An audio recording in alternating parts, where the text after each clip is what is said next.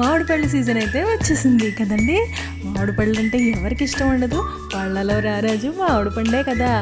ఏమి రంగు, ఏమి రుచి, అబ్బా మామిడి పళ్ళు తింటే మైమరిచిపోవాల్సిందే. అసలు వేరే కంట్రీస్ వాళ్ళు కూడా మామిడి పళ్ళని ఈ మధ్యన చాలా ఇష్టపడుతున్నారంట.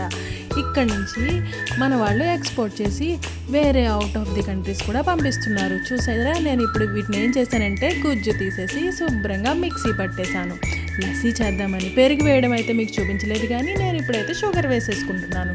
షుగర్ వేసిన తర్వాత మరలా ఒకసారి మిక్సీ పట్టేసి జ్యూస్ అయితే చేసేస్తున్నాను అనమాట.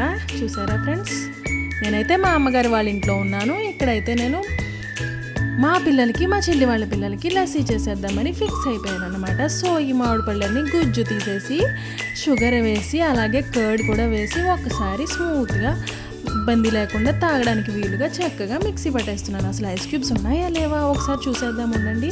పెట్టారంట మా మమ్మీ వాళ్ళు, కొన్ని అయితే ఉన్నాయి.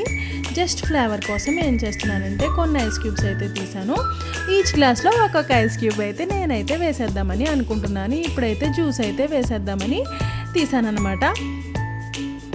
ఒక్కొక్కరికి కొంచెం కొంచెం జ్యూస్ వేసేసి,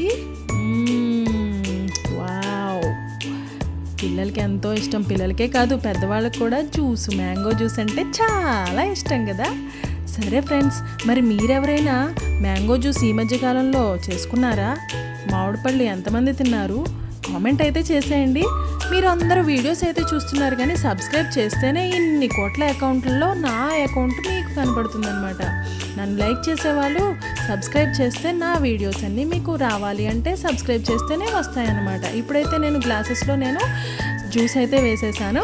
ఒక్కొక్కరికి ఒక్కొక్క క్యూబ్ అయితే వేసేసాను అనుకోండి. కొంచెం వారు టేస్టీగా ఈ హాట్ సమ్మర్లో కూల్గా తాగేయాలని నా ఉద్దేశం. ఒక బుడ్డదైతే తాగను పెద్దమ్మ అని చెప్పింది. సో దానికైతే నేనైతే ఐస్ క్యూబ్ అయితే వేయలేదు. సో ఇప్పుడైతే అందరం జ్యూస్ తాగేసాం. నేనైతే ఇప్పుడు జ్యూస్ తాగుతున్నాను. అద్దరిపోయిందండి. గ్లాస్ అయితే ఖాళీ అయిపోయింది.